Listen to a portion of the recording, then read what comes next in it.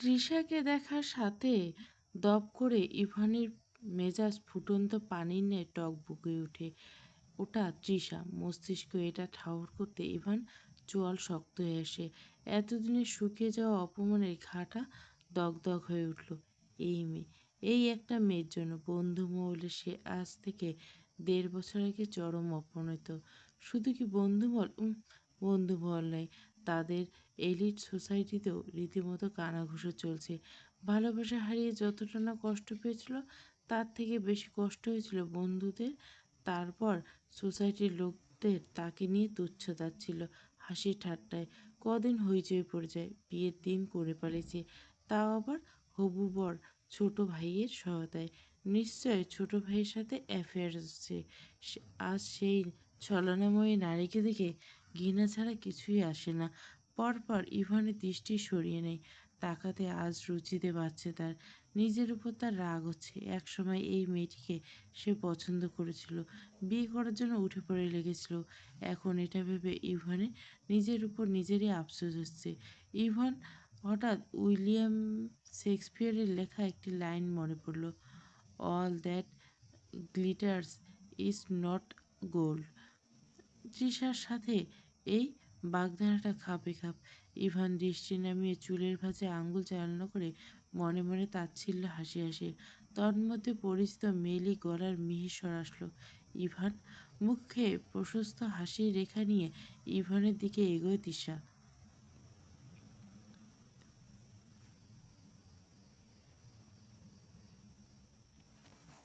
Ivan পরপর কপাল কুঁচকে দাঁত কটমট করে চায়। তৃষা নিশ্চিত হয় দিব্য খুব জেদি, তাই ওর সাথে কখনোই হবে না। ছুঁড়ে ফেলা জিনিসও ফিরে তাকায় না। এখন যদি ইভান তার জন্য এখানে আসে, তাহলে ইভানকে মেনে নেওয়াটাই বেটার। এটা ছেড়ে ওটা দেখলে নিজেরই লস।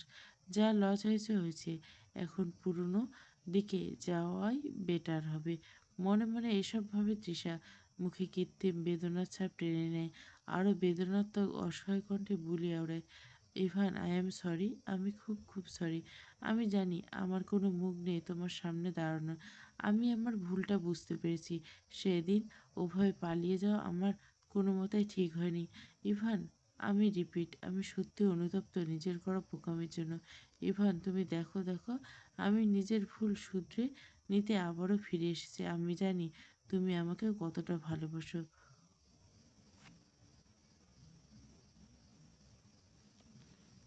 তোমার ভালোবাসার কাছে আমার শত ভুল এক নিমেষে মাপ হয়ে যাবে।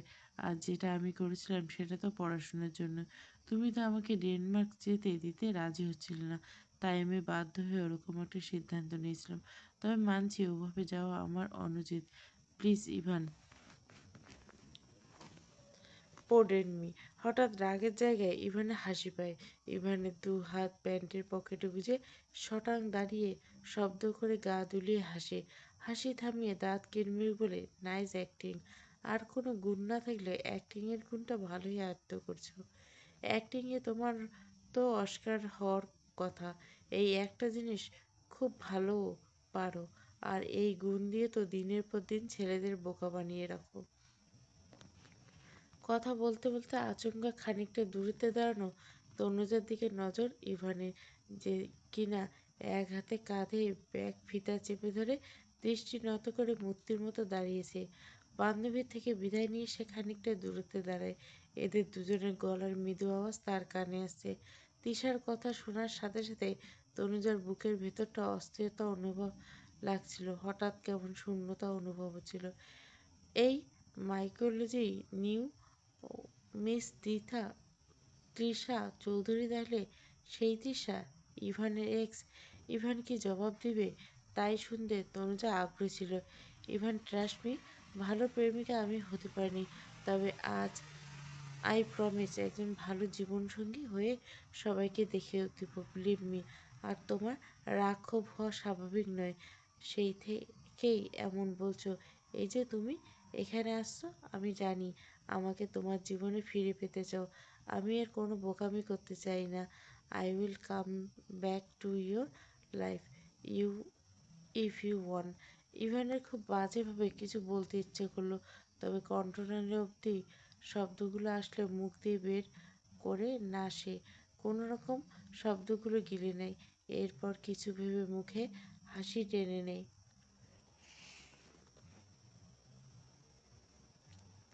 জোরে সরে ডাকে, তনুজা। তনুজা হকচকিতে চাইল। ইভানটা হাত নাড়িয়ে ঠান্ডা গলায় ফের বলে, কি হলো, আসো। তনুজা বাথরুমের মতো আলতো পায়ে এগোয়। তৃষা বিস্মিত নিয়ে ঘাড় ঘুরিয়ে চায়। সাদা আকাশি রঙের মিশ্রণে সালোয়ার স্যুট, টান টান চোখ, গোল গোল মুখ। তনুজার আপাতমস্তক চোখ বুলায় তৃষা। এই সেই তনুজা, যার কাছে তার কাছে সাধারণ একটা ছাপোষা মেয়ে ঠেকেছে তনুজাকে। তনুজা এসে ইভানের পাশে দাঁড়ায়। ইভান চোখের পলক তুলে তৃষার দিকে চায়, প্রগাঢ় স্বরে বলে, meet my wife, she is Farisa Noor Tanuja, my Mrs Ivan. Trisha পরপর তনুজা থেকে দৃষ্টি সরিয়ে ইভানের পানে চায়। ইভানের চোখ দুটো স্পষ্ট রাগ আর ঘৃণা। তৃষা সহসা দৃষ্টি সরিয়ে নিল। ওই চোখ দুটো দিকে তাকিয়ে কথা বলার সাহস তার হলো না। ইভান যে প্রত্যুত্তর এভাবে দিবে তা তৃষা স্বপ্নেও ভাবেনি। আজ ইভান এখানে তৃষার জন্য আসেনি, সে এসেছে তনুজার জন্য। তৃষার ভাবনা বুড়িগঙ্গা নদীর দূষিত পানি ঢেলে দেয় ইভান। অপমানে থমথমে হয়ে যায় তৃষার মুখখানা। ইভান হাত বাড়িয়ে তনুজার একটা হাত ধরে তনুজার কোমল আঙ্গুলের ভাঁজে নিজের রুক্ষ শক্ত লম্বা লম্বা আঙ্গুল গলিয়ে দেয়। ইভানের আকস্মিক ছোঁয়ায় তনুজা কিংকর্তব্য বিমূঢ়। সারা শরীরে অদ্ভুত শিহরণ খেলে গেল তনুজার। বুকটা তার কাছে অস্বাভাবিক কাঁপছে। ইভান নির্লিপ্ত। তনুজার দিকে তাকিয়ে মোলায়েম স্বরে বলে, লেটস গো। তৃষার সাথে কথা বলার ইচ্ছে আর রুচি কোনোটাই নেই। তনুজার বিস্ময় কাটছে না। রুমের মধ্যে যে মানুষটা দুহাত দূরত্বে থাকে, তার হঠাৎ কি হলো? রাস্তায় মানুষের সামনে হাত ধরছে। কি হলো, চলো। তুমি কি চাইছো এখানে সবার সামনে তোমাকে কোলে চড়িয়ে গাড়িতে বসাতে? দেখো, রাস্তায় লোকজনের ব্যাপার স্যাপার সম্ভব না। তাই বলছি, রাতে তোমার সব ইচ্ছে একসাথে পূরণ হবে। এখন ফার্স্ট চলো। তনুজার কান দিয়ে উষ্ণ ধোঁয়া বেরোচ্ছে। তনুজা দফায় দফায় অবাক হচ্ছে। আর লোকটা হঠাৎ কি হলো ভেবে দিশা পাচ্ছে না তনুজা। ইভানের থেকে এহেন লাগামহীন কথা তনুজা কমিশকালে ভাবেনি। তনুজা উপস্থিত হয়, মুখ দিয়ে রা শব্দটি বেরোয় না। ইভান ফিরেও তাকায় না তিশার দিকে। তনুজার হাত ধরে সে গাড়ির কাছে যায়। ইভান জানিয়ে দিতে চায়, তার জীবনে তিশা নামক রমণীর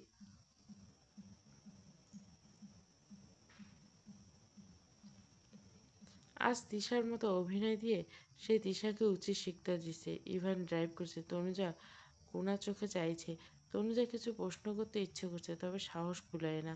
পড়ন্ত বিকেল, জানলাগুলি বিকেলের নরম রোদে সে নীতির চোখে মুখে পড়ছে। নীতি নরম বালিশে মাথা দিয়ে শুয়েছে। হাতে তার গল্পের বই, পা দুটো জানলার গিলের উপর রাখা। হঠাৎ কিছু মনে পড়তে ধপ করে শোয়া থেকে উঠে বসে পরপর তনুজার রুমের সামনে যায়। দরজাটা ভেরানো ছিল।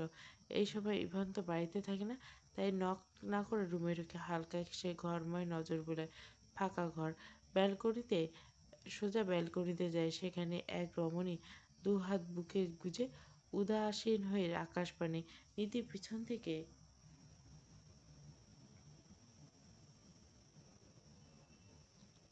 তনুজার কোমর জড়িয়ে ধরে, ভাবিমণি, এখানে এভাবে দাঁড়িয়ে কি করছো?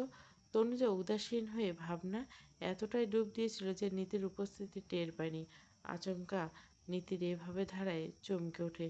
পরপর নিশুতি গলায় শুধু স্বস্তির নিঃশ্বাস ফেলে বলে, ও তুমি? আমি তো চমকে গিয়েছিলাম। চমকে গিয়েছিলে নাকি যাকে ভেবেছিলে তার জায়গায় আমাকে দেখে হতাশ? নিশ্চয় ভাইয়াকে ভেবেছিলে।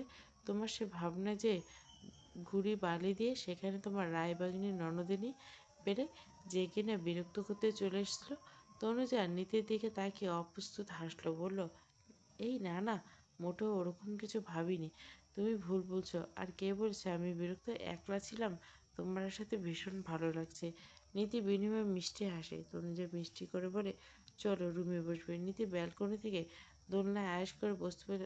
রুমে নেই, এখানে বসে। তুমি বসো। রুমে একা ভালো লাগছিল না, তাই ভাবলাম তোমার সাথে গল্প করি। তুমি বসো।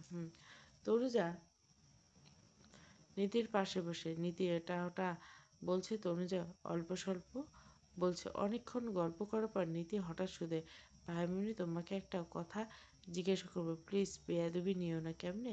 আগে বলে মাইন্ড করবে না? তনুজা আলতো হেসে বলল, আচ্ছা বাবা, আচ্ছা, কিছু মনে করবো না। কোনো প্রকার হেজিটেশন ছাড়াই তুমি নির্দ্বিধায় বলতে পারো। আমি তো তোমাদের বিয়ের মধ্যে ছিলাম না, মৃত্যুর থেকে সবটা শোনা। আচ্ছা, তুমি আমায় একটু মনে করে বলো তো, সেদিন কী হয়েছিল?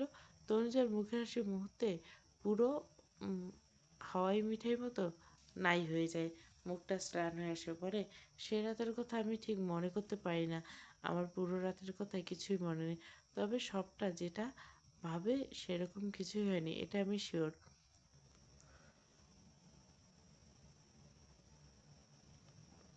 কারণ সেরকম করে সিস্টেম দেখা যায়নি। নীতি তনুজার কথা সবটা শুনল। আচ্ছা, তোমাকে রাতের কথা বলতে হবে না। আমি যতদূর জানি ভাইয়া আহ, একই কথা ছিল। তবে তুমি একটু কষ্ট করে মনে করো, সেদিন তোমার সব মনে থাকার অবস্থায় কি কি ঘটছিল। পুরো দিনের কথা বলো। তনুজা মস্তিষ্কে প্রেশার দিয়ে মনে করতে লাগলো আর বলতে লাগলো। এক পর্যায়ে সে বলল, রোজকার মতো আমি ডিনার সেরে রুমে এসে পড়ছিলাম। এর মনে খালা দুধ নিয়ে আসে। নিতে থামিয়ে দেয়। দুধ নিয়ে আসে? এটা সেদিন প্রথম নাকি আগে এসেছিল? সেদিন দিয়ে 2 দিন। আগের দিন এনেছিল, বলছিল আন্টি খেতে বলছে। মানে মামুনির কথা বলছিল। মামি বলছে, তুমি শিওর? আর সরি, মামুনি তো আমায় খুব আদর করতো, খাওয়ার সময় নিজেও তুলে দিত। তাই এখানে অবিশ্বাস করার মতো কিছুই ছিল না। তারপর মামুনি জানতেন আমার প্রেশার লো, দাদি বলেছে, তাই থেকে। আচ্ছা, তুমি বলে যাও। তারপর আমি পড়তে থাকি। আমার হঠাৎ প্রচণ্ড ঘুম পায়। আমি চোখ পেলে চাইতে পারছিলাম না। এমনিতে আমি ছোট থেকে ঘুমই কাবু, তবে সেদিন একটু বেশি ঘুম পাচ্ছিল। তারপর আমার আবছা মনে চলে আমি বিছানায় যাব বলে ওয়াশরুমে যাই। তারপর কি? তারপর কি ভাবিমণি? আমি ঠিক মনে করতে পারছি না। বোধহয় ওয়াশরুম থেকে এসে শুয়ে পড়লাম। বোধহয়। তুমি শিওর করে বলতে পারছো না, রাইট? হুম। তবে এরকমই হবে। আচ্ছা, তুমি যে রুমটা থাকতে সেখানে তো অ্যাটাচ ওয়াশরুম নেই। উপরের করিডোর পেরিয়ে কমন ওয়াশরুম ইউজ করো, রাইট? হুম। নীতি মনে মনে আওড়ায়, এখানে বুয়াও আছে। আচ্ছা, বাকিটা দেখা যাক। নীতি গলা খাঁকড়ে দিয়ে বলে, আচ্ছা ভাবিনি, একটা কথা বলো তো, এই বিয়ে হওয়াতে ভাইয়ের উপর তোমার কি রাগ ক্ষোভ আছে? তাকে কি তুমি কোনোভাবে দায়ী করো? যা বলবে সত্যি বলবে, একদম মন থেকে। তনুজা দীর্ঘশ্বাস ফেলে থেমে থেমে বলে, আসলে প্রথম প্রথম আমার মনে হতো হয়তো উনি দেয়। তবে একসাথে থাকতে গিয়ে বুঝলাম এখানে ওনার হয়তো কোনো দোষ নেই। আর আমার সেই মুহূর্তে প্রচণ্ড খারাপ লেগেছিল। আমি না হয় মেয়ে মানুষ, আর মেয়ে মানুষ মন থেকে চাইলেও অনেক কিছু করা সম্ভব নয়। সবার সামনে জোর গলায় বলাও যায় না। তবে উনি ছেলে হয়ে কেন এই বিয়েতে রাজি হলো, সেখানেই সবাই যা ভাবছে তা সম্পূর্ণ ভুল। উনি রাজি না হলে এই বিয়ে হয় না। 3টে জি।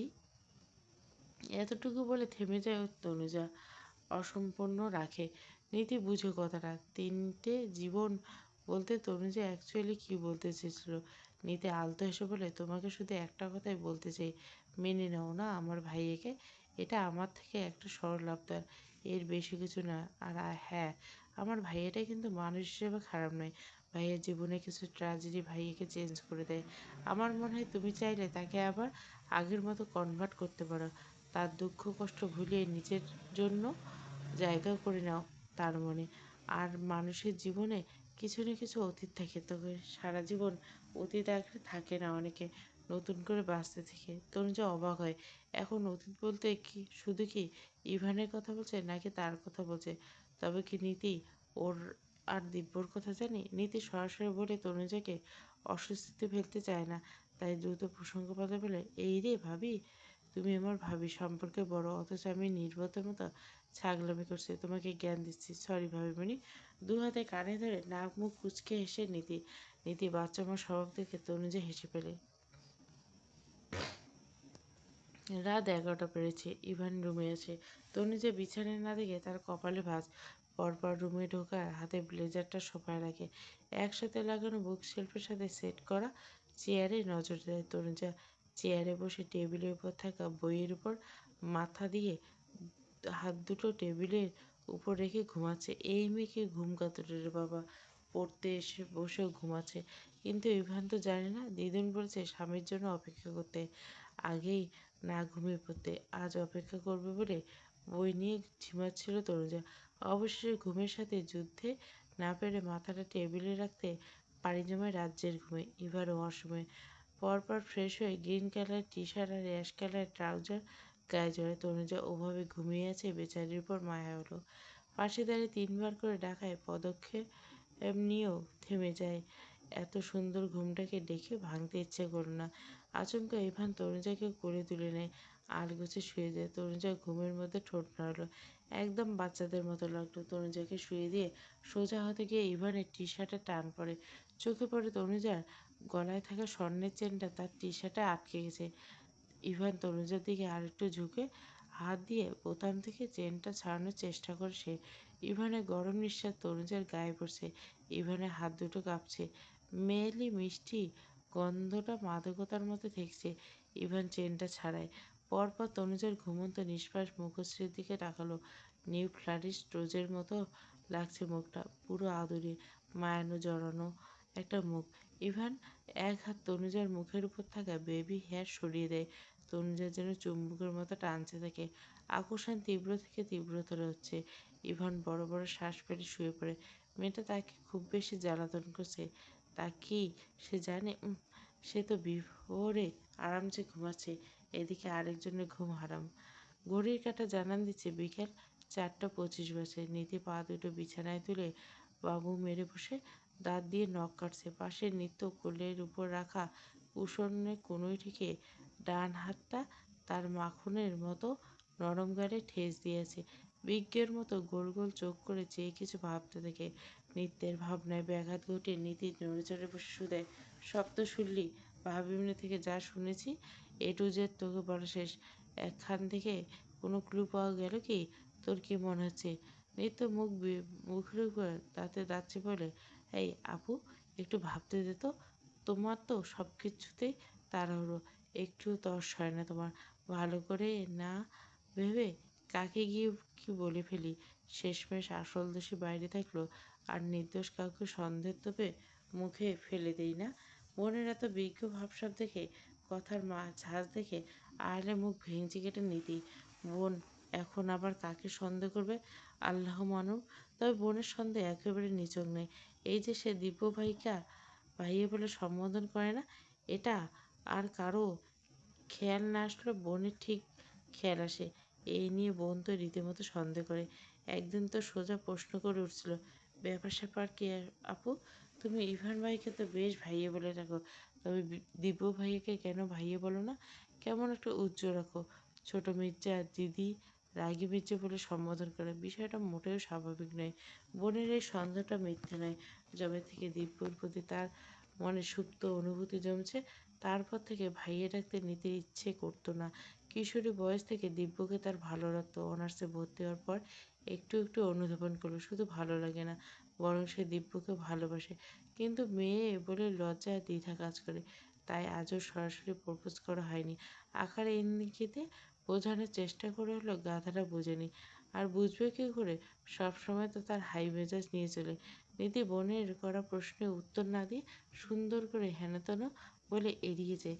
তবে নীতির অনুভূতির জোয়ারে ভাষা মন বলে, দিব্যর সাথে তার থাকা ভাইয়া ডাকটা যায় না, বড্ড মেহমানান, বাজে লাগবে।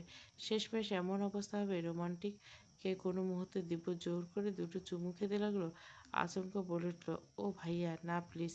ইস, এমন হলে লজ্জায় পড়তে হবে। তাই আগে থেকে নীতি দিব্যর জন্য তার থেকে ভাইয়া ডাকটা খতম করেছে। গোল ফ্রেমের চশমাটা এক আঙুলের সাহায্যে নাকের ডগায় নামিয়ে চোখে এঁটে গলা খাঁকড়ে দিয়ে বলে নিত্য, আমার আগে থেকে একটা সন্দেহ হয় তো বুয়াকে নিয়ে। সেদিন সাত সকালে বুয়া কিন্তু চিল্লিয়ে সবাইকে ডেকে হুলস্থুল কাণ্ড করেছিল। আমারও খটকা লেগেছিল। সেদিন বুয়া সকাল সকাল ভাইয়ের রুম ঝাড়ু দিতে চলে গেলো। না মানে প্রথমে ওই রুম, কথাটা সেদিন সবার সামনে বলতে চেয়েও পারিনি। আমি কিছু বলতে গেলে মাম্মাম কষিয়ে ধমক দেবে। আর সেদিন নানুর উপর চেঁচামেচির সময় মাম্মাম ধমকিয়ে আমাকে রুমে চলে যেতে বলে।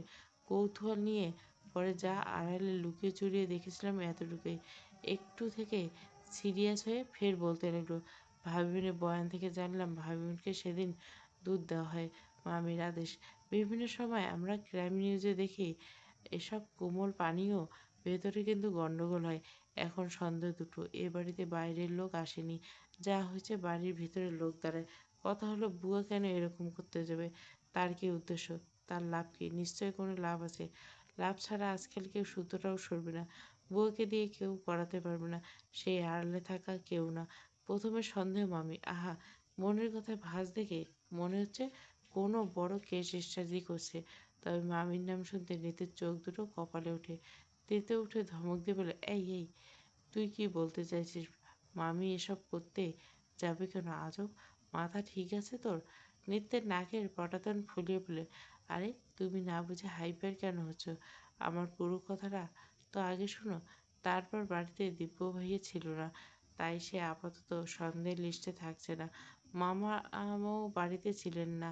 হুম, এখন আমার সন্দেহ প্রথম মামি অ্যান্ড দ্বিতীয় ইভান ভাইয়া। এছাড়া এ বাড়িতে আর কেউ সন্দেহ নেই। আহ, নানুপো নিশ্চয় এসবে নেই। আর মামাম সে এসবে থাকবে না। আমি চোখ বন্ধ করে বলে দিতে পারবো।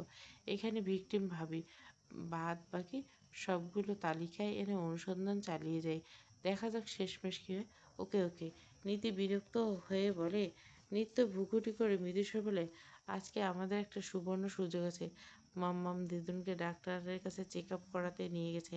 মামি অফিসে, বাড়িতে বড়রা কেউ নেই। আন্দাজে একটা ঢিল ছুরি, দেখি কাজে লাগে কিনা। কাজে আসলে লাভ, না আসলেও লস নেই। আর তোমাকে বললাম না সেদিন বুয়াকে ফোনে কারোর কাছে টাকা চাইতে শুনছিলাম আমি? বলে দিব এরকম বলেছিল। নানুপা আমাকে বুয়াকে ডাকতে পাঠিয়েছিল। তার থাকার কক্ষে যেতেই গিয়ে আমার কানে আবছা আসে। পায়ের শব্দটা শুনে তড়িঘড়ি করে কল কাটে আর কেমন ঘাবড়ে যায়। চোর ধরা পড়ার মতো মুখটা কাচুমাচু করে। চলো মিশনে নামি, বাকিটা দেখা যাক। কথাটা শেষ করে নিত্য নীতির কানের পাশে মুখ নিয়ে ফিসফিস করে আরও বলে, এমনভাবে বলছে মনে হচ্ছে দেওয়ালেরও কান আছে বোধহয়।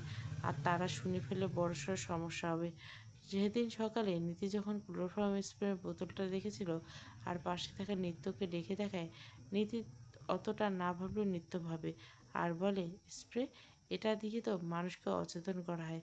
বাড়িতে এটা এলো কী করে? কে কিনবে? কী জন্য? সম্প্রতিতে কয়েকদিন আগের ঘটনা তার মনে সাড়া দেয়।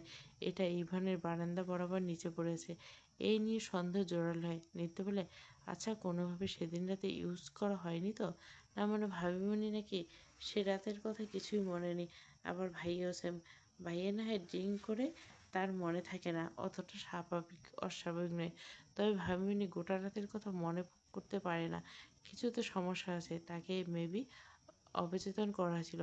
আমার তো প্রথম থেকে এরকম মনে হচ্ছিল। আচ্ছা আপু, আমি তো ছোট, তাই এই নিয়ে কথা বললে খারাপ দেখাবে।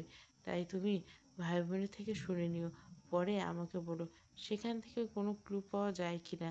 আর ক্লোরোফর্ম স্প্রে, এটা নিশ্চয়ই কেউ ভালো উদ্দেশ্যে আনেনি, কারো ক্ষতির জন্য। এটার সাথে ওটার কোনো সম্পর্ক নেই তো? জানাটা জরুরি। বুয়া কিচেনে পাস্তা বানাচ্ছে ইউটিউব দেখে। নিত্য বলে যাচ্ছে কিভাবে মশলাপাতি কোন সময় দিতে হয়। নিত্যর নাকি পাস্তা খেতে মন চাইছে, তাও এক্ষুনি। বুয়া ভাত, গোস্ত, ডাল, হরেক রকমের পিঠা বানাতে পারলেও এরকম শহুরে মেয়েদের খাবারগুলো তেমন পারে না। নিত্য পাস্তার কথা বললে বুয়া ভালো হবে না জানে। শিলসুতরা তারপর তনুজাকে এসব বানাতে দেখলেও এখনো আয়ত্তে আসেনি তার, তাই ঠিকঠাক পারে না জানে।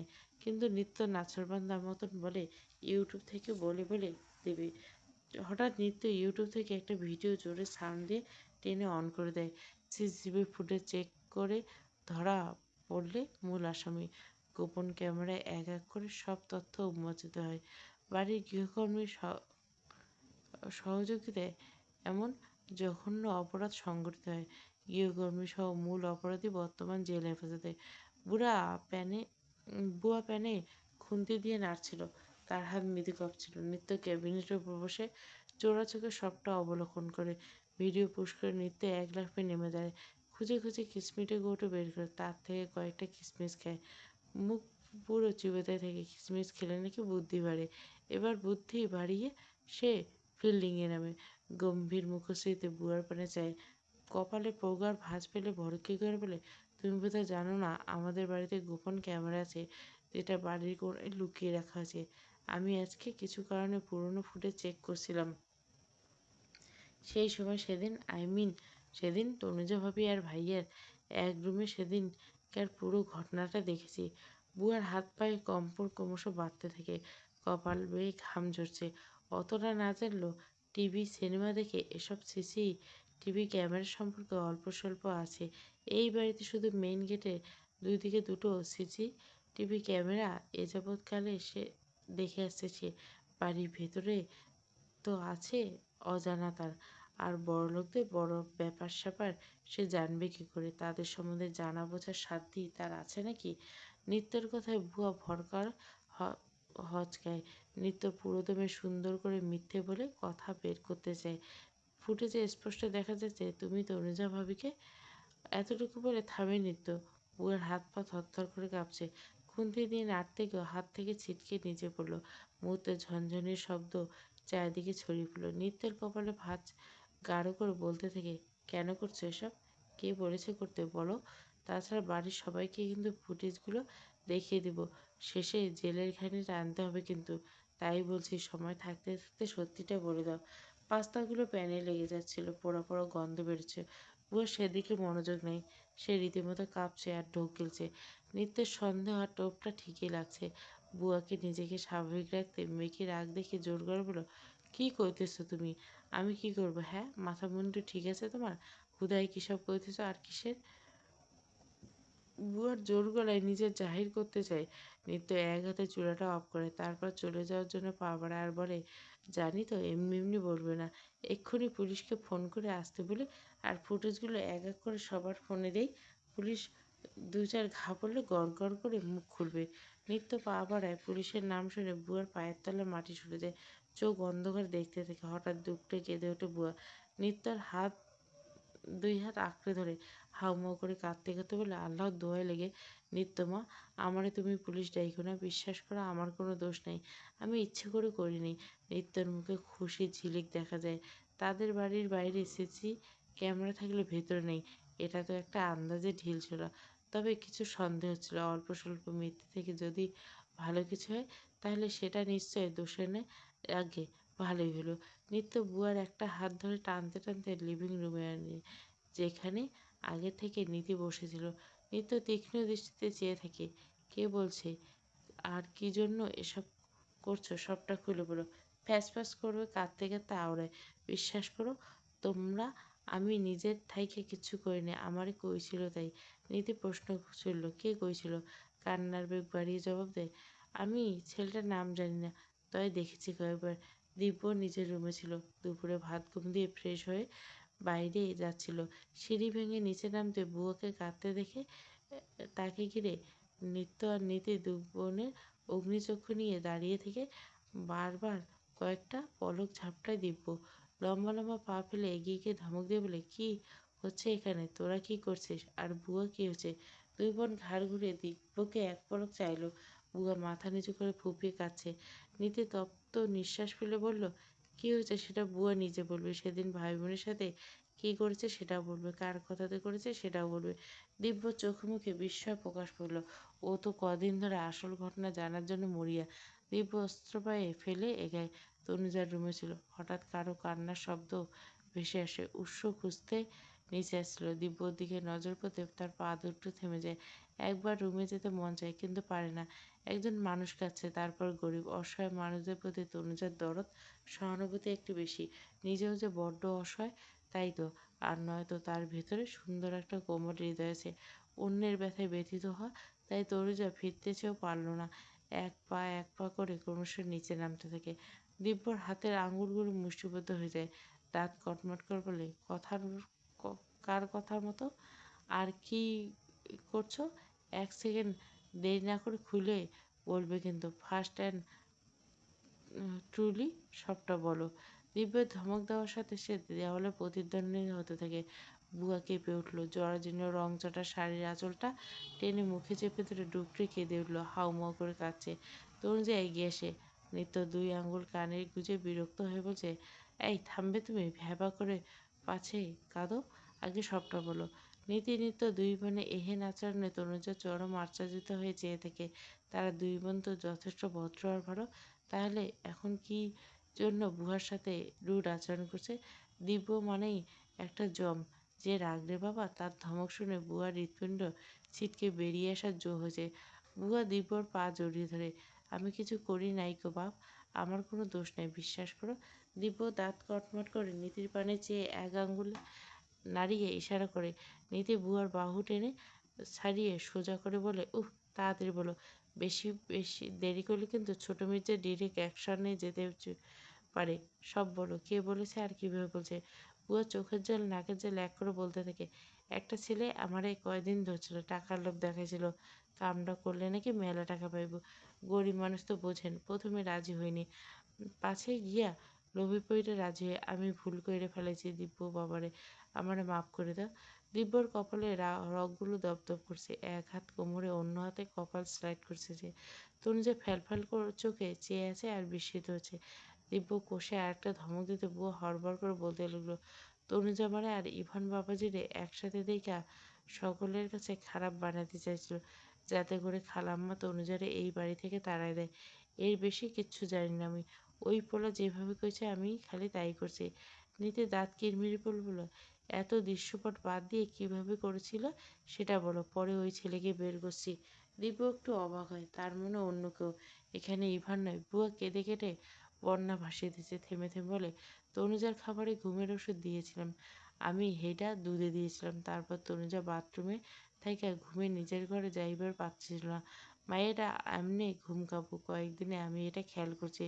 দুধে দেওয়ার পর থেকে আমি তক্কে তক্কে ছিলাম। তনুজার রুমে ঘুমে ঢুলু ঢুলু নিজ রুমের দিকে যাচ্ছিল। আমি তখন ওরে ধরে বলি, চলো তোমার রুমে দিয়ে আসি। ও ঘুম চোখে তুলে তাকাইতে পারছিল না, ওর এটা মনে ছিল না। সেই সময় আমি ওরে নিজের রুমে না নিয়ে ইভান বাবার রুমে আসি। তারপর ইভান বাবা তো রাত করে বাড়ি ফিরত।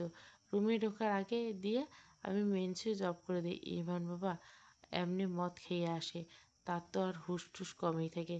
অন্ধকারে সে এমনি শুয়ে পড়ে। কিছুক্ষণ পর আমি রুমে গিয়ে ওই পোলার কথা মতো ঘুমানো ইভান ভাইয়ের সামনে বোতল থেকে একটু সেন্ট গায়ে মাখার মতন করি। নিধি তড়িঘড়ি বলে উঠল, স্প্রে করে তাই তো। তনুজের হাত পা অবশ হয়ে আসছে। তার এত শত্রুতা যে সবার সামনে তাকে অপমানিত, লাঞ্ছিত, অপদস্থ করতে চেয়েছিল। দিব্যর মাথায় দাউ দাউ করে আগুন জ্বলল। এই মহিলা না হলে, ছেলে মানুষ হলে দিব্য আজ আর বয়স দেখত না, আচ্ছা মতো রাগ মেটাত। তবে বয়স্ক মহিলা থেকে তার ভেতরে থাকা শিক্ষা তাকে চূড়ান্ত পর্যায়ে নেয় না। দিব্য চোখ বন্ধ করে নিঃশ্বাস ফেলে। চোখ দুটো দিয়ে তার আগুনে স্ফুলিং বেরোচ্ছে। আকাশ বাতাস কাঁপিয়ে কণ্ঠে তেজ নিয়ে বলল, তোমার লজ্জা করলো না একেবারে? বিবেক বাঁধল না এসব করতে, নিজের মেয়ের বয়সী একটা মেয়ের সাথে? আর ইভান, তুমি তো জানো ক্লোরোফর্ম সম্পর্কে, একটু মাত্রা এদিক ওদিক হলে মানুষের প্রাণ চলে যায়। যদি ইভানের কিছু হয়ে যেত। নীতি অবাক চোখে চেয়ে দেখে দিব্যর দিকে, যে ভাইয়ের সাথে আজ 1.5 বছর কথা বলে না, দেখেও না দেখার মতো চলে, অথচ ভাইয়ের জন্য আজ এভাবে বলছে। নীতির ভালো লাগলো। তনুজের চারিপাশটা কেমন ঘুরছে, অস্থির লাগছে। বুয়ো ফুপিয়ে উঠল। ছেলেটা বারবার করছিল সামান্য একটু দিতে, তাহলে 5 থেকে 6 ঘন্টার ভিতরে হুঁশ ফিরব, কোনো সমস্যা হইব না। নীতি বুয়াকে প্রশ্ন করলো, সেই ছেলেটাকে? দিব্য বাবার বন্ধু। নাম জানি না কো, শুনেছিলাম, তয় মনে করবার পারছি না। এই বাড়িতে দিব্য বাবার লোকে কয়েকবার দেখেছিলাম। দিব্য ঝটকা খেয়ে, বন্ধু? কে সে? অনেকক্ষণ ধরে ছেলেটার বর্ণনা শুনে বুঝতে পারে লিমন। তারপর একদম শিওর হয়ে বুয়ার ফোন থেকে ছেলেটার নাম্বার নেয়। দিব্য চোয়াল শক্ত করে অস্ফুট বলে, তাকে আমি খুন করে ফেলবো। দিব্য পরপর লিমনের নাম্বারে কল লাগায়। রিসিভ করতে দিব্য ঠান্ডা গলায় বলে, তুই কোথায়? কেন, কি হয়েছে? যে প্রশ্ন করছে তার উত্তর দে। তোর সাথে আমার কথা আছে। আমি আসাদ গেটে, সোহরাওয়ার্দী উদ্যান, সন্ধ্যার দিকে আয়, আড্ডা দিব। তুই আসাদ গেটে থাক, ওখানেই থাক, আমি এক্ষুনি আসছি।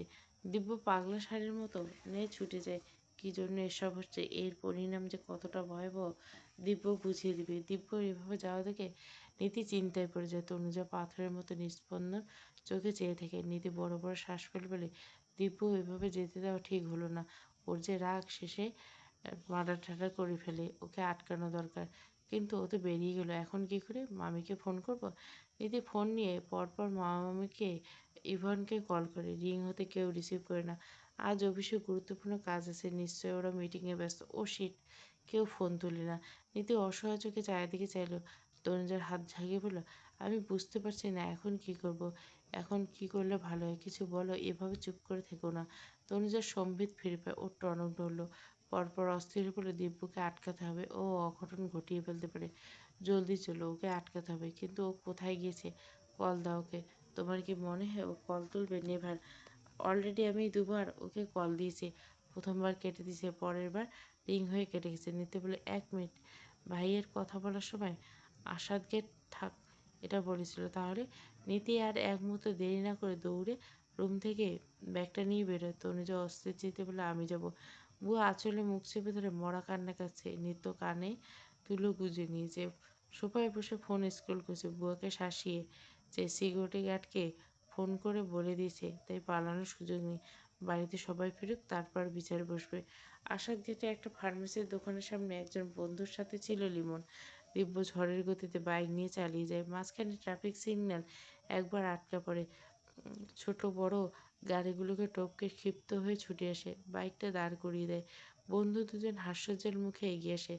এদিকে আতঙ্কিতভাবে দিব্য লিমনের শার্টের কলার চেপে ধরে, আর এক হাত দিয়ে নাক বরাবর ঘষে দেয়। মুহূর্তে ছিটকে রক্ত বেরোতে থাকে। পাশে রাফি ছিল, সে দিব্যকে থামাতে চেষ্টা করে। এই দিব্য, কি হয়েছে, কি করছিস? দিব্যর গায়ে যেন অশরীরী শক্তি ভর করছে, কিছুতেই তাকে দামানো যাচ্ছে না। দিব্য রক্তচক্ষু নিয়ে বিশ্রী গালি দিয়ে বলে, বাচ্চা, তুই কি জন্য এমন করছিস? তনুজের সাথে তোর কিসের শত্রুতা? আর ইভান, ওকে মাঝখানে টেনে এনে এরকম জঘন্য ঘটনা ঘটলে বল। দিব্য কুইল ঘুষিতে লিমন দাঁত বোধহয় দু একটা নড়ে গেছে, নাক দিয়ে মুখ দিয়ে গল গল করে বেরোচ্ছে। লিমন কথা বলার শক্তি নেই, তার মানে দিব্য সব জেনে গেছে। এতটুকু বুঝতে লিমন পিলে আরও চমকে যায়, অন্তরাত্মা শুকিয়ে এতটুকুন হয়ে যায়। এই বুঝে প্রাণ পাখিটা ছিটকে বেরিয়ে যাবে। রাগী খেপা দিব্য থেকে তার নিস্তার নেই। আশেপাশের লোক জড়ো হয়ে যায়, সবাই শুধু দেখছে, কেউ সাহস নিয়ে এগোয়নি ঠেকাতে। রাফি একা দীর্ঘ থেকে দিব্যর সাথে পেরে উঠছে না। দিব্যকে থামাতে গিয়েও সেও নাবিজ্জেল। সিএনজি করে ওরা মাত্র আসাদ গেটে আসে। নীতি ড্রাইভারকে আস্তে চালাতে বলে। ঘাড় ঘুরিয়ে নীতি এদিক ওদিক তাকিয়েছিল। হঠাৎ তনুজা নীতির বাহু ধরে ঝাঁকি বলে, নীতি, ওই দিকটায় দেখো, দেখো দেখো, লোকজন জট পাকিয়েছে, ওখানে অত ভিড় কেন? নীতি বেশ উদ্বিগ্ন হয়ে দেখে ড্রাইভার থামাতে বলে। তস্ত্র হয়ে ব্যাগ থেকে টাকা বের করে ভাড়া মেটায়, তারপর দৌড় যায়। লোকজনের ভিড় ঠেলিয়ে এগোয়, দিব্যকে আটকানো যাচ্ছে না। দিব্যর হাতে লেগে আছে সাদা টি শার্টে ছিটা। দিব্যর কপাল বেয়ে দরদরে ঘাম ঝরতে। তনুজা চেঁচিয়ে বলে, থামো দিব্য, থামো। নীতি গিয়ে দিব্যর হাত ধরে। তনুজা হাঁপাতে হাঁপাতে বলে, প্লিজ দিব্য, রাগটাকে কন্ট্রোল করার চেষ্টা করো, আর মারলেও মরে যাবে, প্লিজ তুমি শান্ত হও আর ধীরে সুস্থে সবটা শোনো। দিব্য ঘাড় ঘুরিয়ে তনুজের দিকে চায়। নীতি আর রাফি মিলে লিমনকে ছাড়িয়ে নেয়। দিব্য চেয়েছি বলে, ওকে আমি মেরে ফেলবো। ওর সাহস কী করে হয় আমার আপনজনদের সাথে এরকম করার? এইবার ফের তেড়ে গিয়ে নীতি সামনে দাঁড়িয়ে বলে, থামো, দোহাই লেগে একটু থামো, এটা রাস্তা, আর এভাবে মারামারি করলে পুলিশ এসে তোমাকে ধরবে, শেষে আমাদেরই বদনাম হবে। তাই বলছি মাথা ঠান্ডা রাখো। রাফির গায়ে শরীরের ভার ছেড়ে দাঁড়িয়ে লেমন। দিব্য আঙ্গুল উঁচিয়ে ভুরু নাড়িয়ে বলে, তনুজের সাথে তোর কিসের শত্রুতা? মাঝখানে ইভানকে কেন বলির পাঠা বানালি? বুয়াকে টাকা দিয়ে এসব করেছিস, কিন্তু কেন? আর যদি ইভানের কোনো ক্ষতি হতো তখন কী হতো? Answer me, Limon, answer me. Dibya আশপাশ কাঁপিয়ে চেঁচিয়ে শেষের কথাগুলো বলে। লিমন চোখ বুজে আসতে চায়, রক্তের মাখামাখি তার বদনখানা। ওভাবে রফির গায়ে ভর দিয়ে থেমে থেমে কষ্ট করে বলতে থাকে, তোর ভুল হচ্ছে। আমার বাপের অত টাকা নেই যে টাকা দিয়ে মানুষ ভাড়া করে এসব করব। এসব আমি নয়, তিশা করছে। মাঝখানে আজ আমি ফেঁসে গেলাম। দিব্য দুই ভুরু গুটিয়ে এসে পরপর অবাক হয়ে জিজ্ঞেস, হোয়াট? তিশা? তিশা করেছে? কিন্তু কেন? লিমন ব্যথায় গুঙাতে গুঙাতে বলে, তুই তনুজাকে নিয়ে খুব গর্ব করছিলি, তনুজার প্রশংসার পঞ্চমুখ। তারপর তিশা ফোনে বিশ্রীভাবে গালি দিচ্ছিল। তিশার সেই রাগ ক্ষোভ থেকে তোর সামনে প্রমাণ করতে চাই তনুজা ভালো মেয়ে নেয়। অনেকদিন ধরে তিশা আমার কাছে ফোনে হেল্প চাইছিল। তারপর তনুজা তোদের বাড়িতে যাওয়ার পর তিশার রাগ বেড়ে যায়। ও ভাবে তুই তনুজাকে বাড়িতে আশ্রয় দিয়েছিস, কিন্তু তুই তো জানতিসই না আন্টি তনুজাকে এনেছিল। ও বাড়িতে থাকলে ও বাড়িতে তনুজা থাকলে তোদের দুজনের সম্পর্ক আরো গাঢ় হবে। এইভাবে তিশা এক ছক কষে। তারপর তনুজা তোদের বাড়িতে যাওয়ার পর তিশার রাগ বেড়ে যায়। ও ভাবে তুই তনুজাকে বাড়িতে আশ্রয় দিচ্ছিস, কিন্তু তুই তো জানতিসই না আন্টি তনুজাকে এনেছিল। ও বাড়িতে তনুজা থাকলে তোদের দুজনের সম্পর্ক আরো গাঢ় হবে। এই ভেবে তিশা এমন ছক কষে। এক, তনুজাকে বাড়ি ছাড়া করা। দুই, উম, উম, তুই নিজে যেন তনুজাকে বাজে মেয়ে ভাবিস। তৃষার বিশ্বাস ছিল তৃষাকে যে গালিগুলো দিয়েছিস স্বয়ং তুই নিজে সেগুলো তনুজাকে দিবি, কিন্তু সব উল্টো। তনুজা ওই বাড়ির বউ হয়ে গেল, আর তনুজার প্রতি তোর অন্ধবিশ্বাস রয়ে গেল। দিব্য দাঁত কিরমির করে, তোর লজ্জা করলো না তৃষার কথা মতো এরকম করতে? একটা মেয়েকে সবার সামনে খারাপ প্রমাণ করতে কতটা নিচ তোর মন মানসিকতা! ছি, আমার ঘেন্না আছে। এরা এক একটা আমার বন্ধু। একটু থেমে তনুজার দিকে এগিয়ে গিয়ে বলে দিব্য, তনুজা এবার তোমার পালা, পায়ের জুতো খুলে ওকে পিটাও। এটা তোমার দিক হতে শাস্তি। তারপর তো ওকে আমি পুলিশে দেবো। তনুজা নিষ্পাপ চোখে চেয়ে এলো। দিব্য ফের বলল, কি হলো, যা বলছে তাই করো। দিব্য ধমকানিতে মৃদু কেঁপে উঠলো। তনুজা মীর বলল, থাক না দিব্য, এমনিতে অনেক মেরেছ। দিব্য কথা না বলে সরাসরি তনুজার হাত ধরে। আচমকা হাত ধরায় তনুজা বিব্রত বোধ করে। তনুজা কিছু বলার আগে দিব্য তাকে এগিয়ে নিতে নিতে চোয়াল ঝুলিয়ে বলে, যা বলছি করো। ওকে জুতা পেটা করবে, শুরু করো। তনুজা অসুস্থ হচ্ছে। সে দিব্যর হাত রাখ ধরে রাখার দিকে এক পলক তাকায় তো ফের দিব্য রাগে লাল হওয়া দেখা মুখোপাধ্যায়ের দিকে চেয়ে বলে ওঠে, দিব্য হাতটা ছাড়ো। দিব্য রাগে ফুটছে, কোনো কথাই যেন তার কানে ঢুকছে না। সে যেন নিজের মধ্যে নেই। লিমোনা তিশাকে কেটে টুকরো টুকরো করে ফেললে তার রাগ মিলবে না, এতটুকু শান্তি হবে না, সে স্বস্তি পাবে না। এতটা রাগ খুব দিব্যর হচ্ছে। দিব্য রাগে ফুঁসছে। রাগে সরে গলার স্বর চড়িয়ে দিব্য ফের বলে, যা বলছি তাই করো। তনুজা বড় দ্বিধা দ্বন্দ্বে পড়ে গেল। তন্মধ্যে লিমনের কথা বলে ওঠে। মুখ খুলতে গিয়েও তার ব্যথাটা মাথায় ঝিমঝিম করে তার। তবুও রাগ ক্ষোভ নিয়ে আওড়ায়, দিব্য আজ আমায় খারাপ বলছিস? তুই নিজে কি? তুই বোধহয় ধোয়া তুলসী পাতা। তনুজাকে নিয়ে তোর এত বাড়াবাড়ি? হ্যাঁ, আমি তিশার কথা সব করেছি। এর পিছনে তনুজার উপর আমার রাগ ছিল।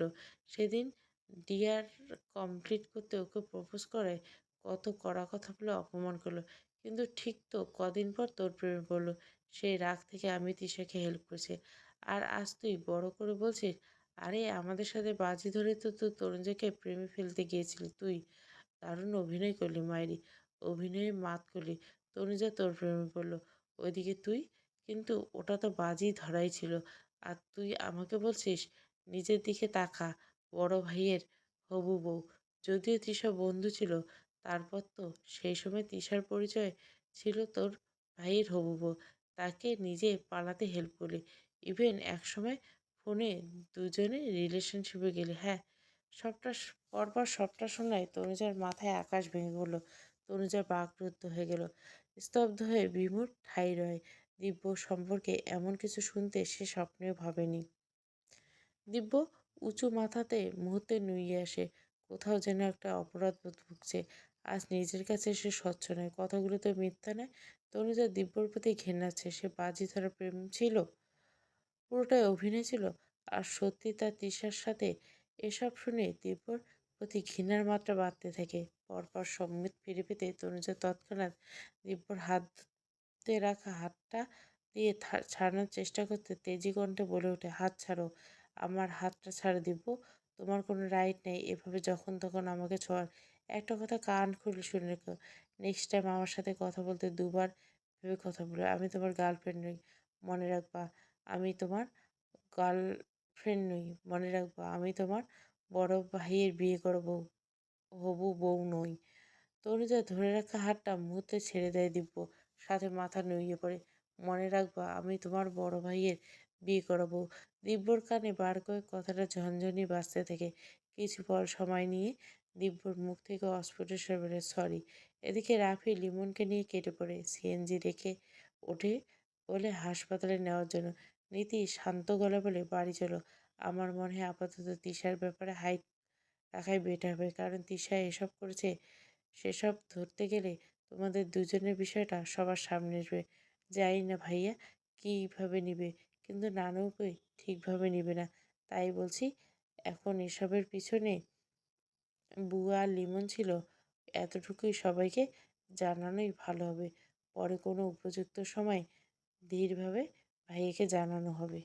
তৃষার নাম কর্ণকুহরে পৌঁছাতে দিব্যর কপালে শিরা ফুলে ফেঁপে উঠল। পরপর নুইয়ে থাকা মাথাটা উঁচু হয়ে হাতের আঙুল মুষ্টিবদ্ধ কণ্ঠে সমস্ত ক্রোধ ঢেলে বলে, তিশা, ও চিনে না আমায়, চেনে না সাফায়াত দিব্য মির্জাকে।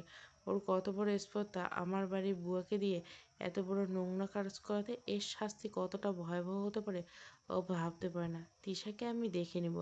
আশেপাশে মানুষের জটলা ধীরে ধীরে কমতে শুরু করে। ব্যস্ততায় ঠাসা নগরীতে সমস্ত মানুষেরা যার যার কাজে ফিরতে থাকে। এই শহরে কত রং, কত ঢং, দিন দুপুরে কত কি ঘটে, এসব দেখে থেকে অভ্যস্ত। রাস্তায় মারামারি, হানাহানি, এসব আহামরি কিছু নেই। আর নিজ কাজে প্রত্যেকে এতটাই ব্যস্ত যে সময় নষ্ট করে কৌতূহল হয়ে থাকার জো বা ইচ্ছে দুটোই খুব কম থাকে। দিব্য যখন তিশাকে দেখে নিবে হ্যানত্যান বলছে, সেই সময় তনুজা মুখ খুলে রুষ্ট কণ্ঠে বলে, ব্যাস দিব্য, ব্যাস, অনেক হয়েছে।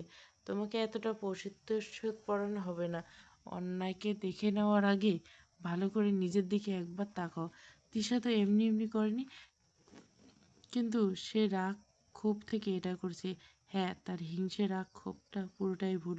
তবে তিশার এই রাগ হওয়াটা, সেই রাগ মেটাতে ষড়যন্ত্র করার জন্য পরোক্ষভাবে কেউ না কেউ দায়ী। আজকাল অহরহ পেপার পত্রিকায়, সোশ্যাল মিডিয়ায় দেখা যায় তিশার মতো ষড়যন্ত্রকারীর হাতে নিরীহ কাউকে বলি হতে। সবার মতো তিশারা যেমন অপরাধী, ঠিক তেমনই তিশারা যার জন্য এমন হিংস্র হয়ে যায় সেও সমান দেয়। জানো দিব্য, জানো তুমি তিশারা এমন হয় কি জন্য? কিভাবে তারা এতটা হিংস্র হয়? পরোক্ষভাবে তাদের ষড়যন্ত্রকারী বানায় কে জানো তুমি? নীতি তার সরু ভুরু জোড়ো দুটো কুঞ্চিত করে তনুজার পানে চায়। দিব্য নির্বোধের মতো চেয়ে আছে। তনুজা কি বলতে চাইছে তা তার বোধগম্য হচ্ছে না। তনুজা মনে মনে তাচ্ছিল্য হাসে। পরপর দিব্যর দিকে আঙুল তাক করে বলে, তোমার মতো দিব্যরা, তোমাদের মতো প্রতারণাকারীরা দিব্যরা সমাজে তৃষাদের তৈরি করে নিজ ভাইয়ের সাথে প্রতারণা করে ভাইয়ের এক্সের সাথে রিলেশনে যাওয়া। এখানে শেষ নয়, কাহিনী তো আরও বাকি। তারা তো রিলেশনটাকে টাইম পাস হিসেবে নেয়। আজ এর সাথে টাইম পাস, কাল ওর সাথে টাইম পাস। আজ একে ভালো লাগলো, রিলেশনে গেলাম, তো কাল আরেকজনকে ভালো লাগলো, নাও ব্রেকআপ, তারপর আরেকজনের সাথে রিলেশন তৈরি করা। সুন্দর অভিনয়। তনুজা তাচ্ছিল্য করে বলা কথাটা দিব্যর বুকে ছুরির মতো লাগছে। ক্ষতবিক্ষত হচ্ছে হৃদয়টা। দিব্য চোখ দুটো বন্ধ করে নেয়। তারপর পলক তুলে শূন্য দৃষ্টিতে উপরের দিকে তাকায়। অন্য সময় হলে দিব্য জোর গলায় বলতো, বিশ্বাস করো তনু, আমি কখনোই, আমার টাইম পাস ছিল না। বন্ধুদের সাথে বাজি ধরতে তোমাকে প্রেমে ফেলতে গিয়ে আমি নিজে তোমার প্রেমে পড়ে যাই। হ্যাঁ, আমি এর আগেও রিলেশন করেছি, কিন্তু তিশার প্রতি আমার কোনোদিনও কোনো তেমন ফিলিংস নেই। এছাড়া বন্ধুদের সাথে ঘুরতে ফিরতে গিয়ে অনেক সময় মেয়েদের সাথে ফ্লার্টিং করছি, কিন্তু তাদের কারো প্রতি আমি ভালোবাসা অনুভব করিনি। কখনো কারোর জন্য উতলা হয়ে কাউকে এক পলক দেখার জন্য এক ফোঁটা ছটফট করে নিয়ে আমার হৃদয়। তাদের কারোর জন্য অস্থির হইনি আমি, কিন্তু তোমার জন্য পাগলামি করছি। কনকনে শীতে সকালে ঘুম থেকে জেগে কুয়াশার চাদরে মুড়িয়ে রাখা 1.5 ঘন্টা পথ বাইক চালিয়ে ফুল নিয়ে গিয়েছি তোমার জন্য, শুধু তোমার জন্য। তোমাকে আমার প্রতি দুর্বল করতে গিয়ে তোমার আগে আমি তোমাকে বিমোহিত হয়েছি। আকাশ বাতাস ফাটিয়ে জোর গলায় বলতে পারবো, আমি তোমার সাথে চিট করিনি। আমি সত্যিই তোমাকে ভালোবাসি। এখানে এক ফোঁটা মিথ্যে নেই। তবে আজ কেন জানি নিজের হয়ে নিজের ভালোবাসার জন্য ছাপাই গাইতে ইচ্ছে করলে দিব্যর সম্পর্কের জটিল সমীকরণ এসে দাঁড়ালো তাদের মধ্যে। এতদিন দিব্য ইভানকে দায়ী করত, কিন্তু আজ মার্বেলের মতো স্বচ্ছ আর পরিষ্কার হয়ে গেল ইভান নয়, এসবের পিছনে তৃষা। এতদিন ইভানের উপর রাগ, ক্ষোভ, জিদ নিয়ে তনুজাকে ফের নিজের করে পাওয়ার স্বপ্ন দেখলো। আজ মুহূর্তে ফিরে পাওয়া প্রতীক্ষা থাকা মন কেমন মিইয়ে আসে দিব্যর। দিব্য ভগ্ন অপরাধী মন নিয়ে মাথা নুইয়ে ফেলে।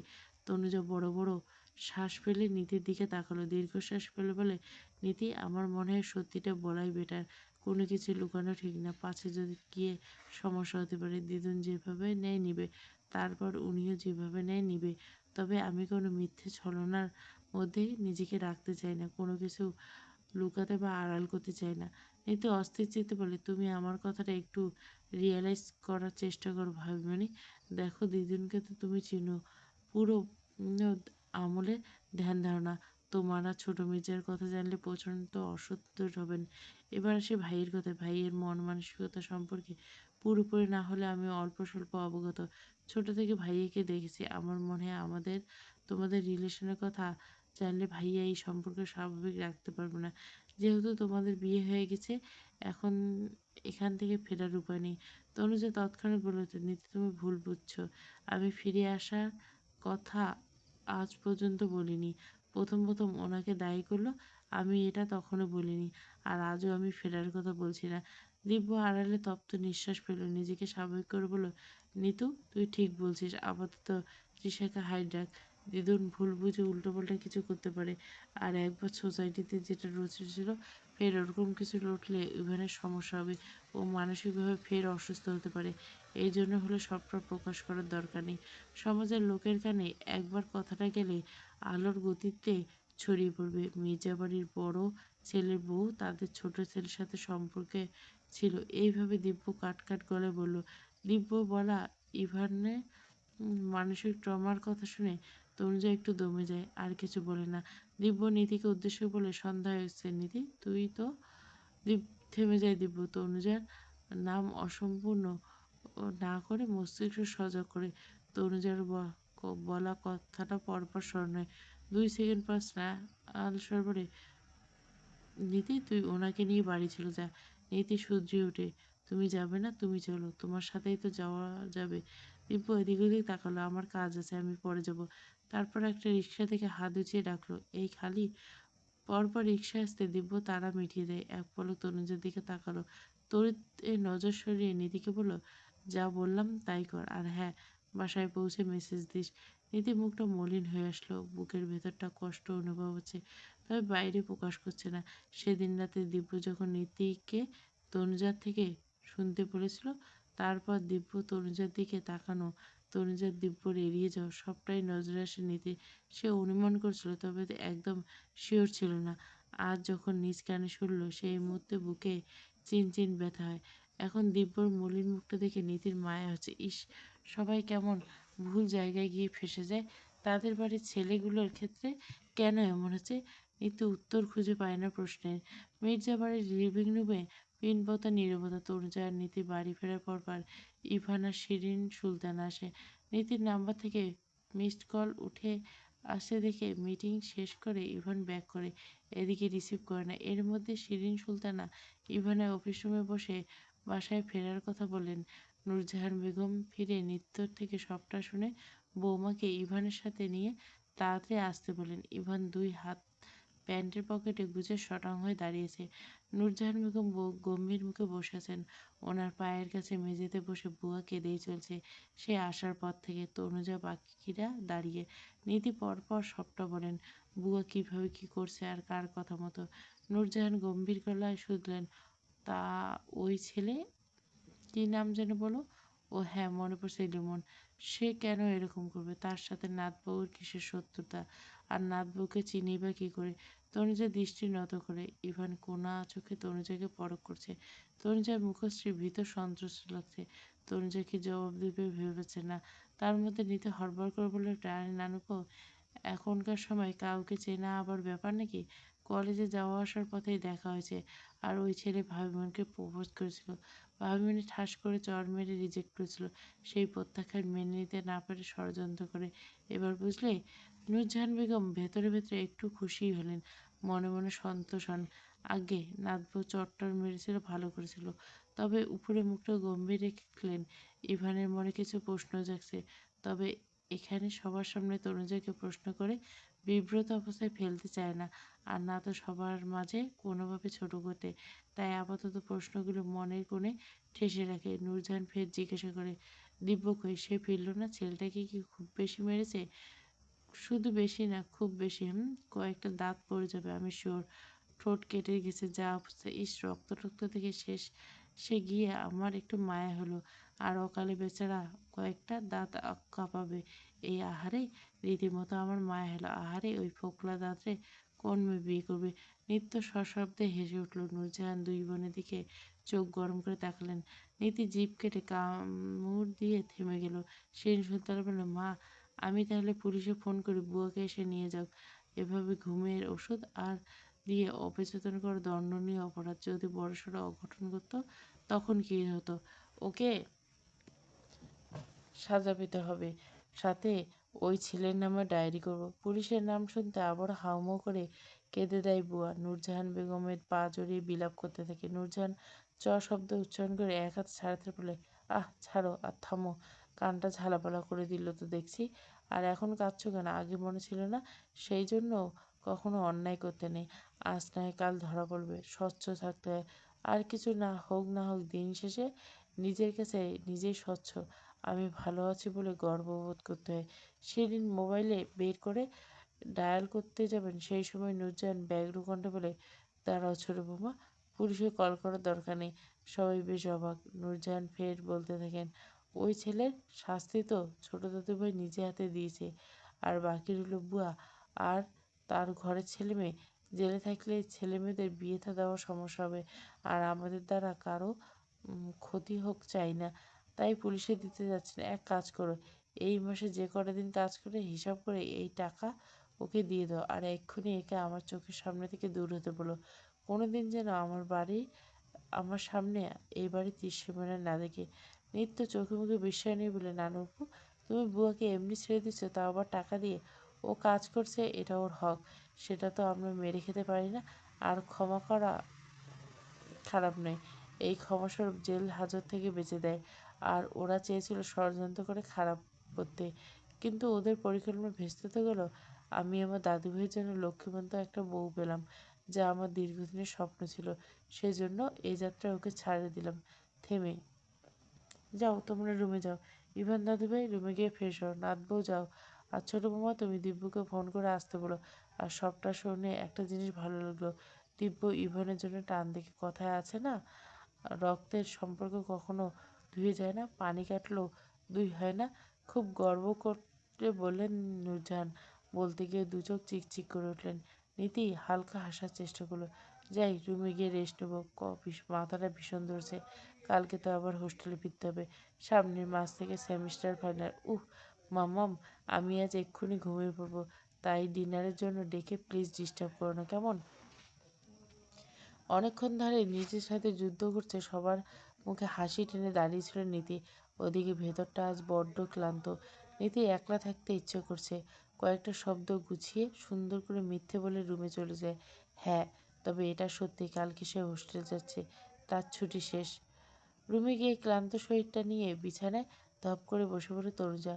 দুহাত বিছানায় ঠেস দিয়ে দৃষ্টি মেঝেতে নিবদ্ধ করে নিশ্চুপ। ইভান রুমের মাঝে দাঁড়িয়ে শার্টের হাতার কাছে বোতাম খুলতে খুলতে তনুজার দিকে চাইল। দাঁত দিয়ে ডান পাশের নিম্নষ্ট চেপে ধরে কিছুকাল তনুজাকে দেখল। এরপর গম্ভীর স্বরে শুধালো, তুমি ঠিক আছো তো? তনুজা মাথাটা তুলল। ক্লান্তিতে ভারী হয়ে আসা ঘন পল্লব তুলে পূর্ণ দৃষ্টিতে ইভানের দিকে তাকালো। দুজনের চোখে চোখ পড়ল। ইভান ভুরু বাঁকিয়ে বলল, না মানে, তোমাকে কেমন জানি লাগছে, অসুস্থ ফিল করছো কি? তনুজা আরেক দফা বিস্মিত। সত্যি তার কেমন অস্থির অস্থির লাগছে, মাথাটা ঝিমঝিম করছে, সাথে কোনো কিছু ভালো লাগছে না। মিহির জবাব ছিল, না আমি ঠিক আছি। ইভান শার্টের বোতাম খুলতে খুলতে বলল, ও আচ্ছা। ভেতর থাকা প্রশ্নটা এবার বেরিয়ে এসেছে চাইল। ইভান জিজ্ঞেস করলো, আচ্ছা একটা কথা বলি, লিমন কিভাবে তোমার চেনে? নীতি যেটা বললো কেমন জানি মনে হলো। তনুজার শ্বাস প্রশ্বাস বেরিয়ে গেল। জিভ দিয়ে ঠোঁট ভিজিয়ে আমতা আমতা করে বলল, কেমন জানি মানে কি মনে হলো? ইভানের কপালের ভাঁজ। সে বলল, না তেমন কিছু না। আর আমার প্রথম প্রশ্নের উত্তরটা এখনো দিলে না। তনুজা বসা থেকে এক ঝটকে উঠে দাঁড়ায়, মাথাটা এড়িয়ে বলে, মাথা ধসে ফ্রেশ হবো।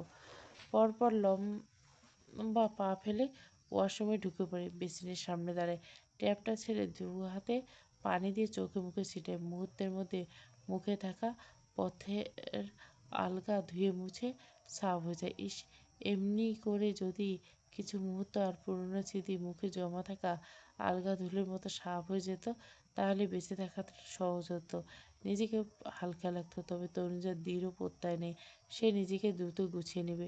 রাত্রি 11টা পেরিয়েছে। রাস্তার পাশে থাকা ল্যাম্পপোস্টের হলদে আলোয় টিমটি করছে। ব্যালকনিতে দাঁড়িয়ে ইভান দুহাতে ট্রাউজার পকেটে গুজে শটাং দাঁড়িয়েছে। আজ আর বাইরে যায়নি, কেন জানি না, ইচ্ছে করছে না। তনুজার ধোয়া ওঠা কফির মগ হাতে রুমে আসে। রুমে চোখ বুলিয়ে ইভানকে দেখতে না পেয়ে ব্যালকনিতে যায়। দিদুন খানিক আগে বলেছিল দাদুভাই আজ বাড়িতে রাতের খাবার খেলো, বাইরে যায়নি, এটা খুব ভালো লাগলো।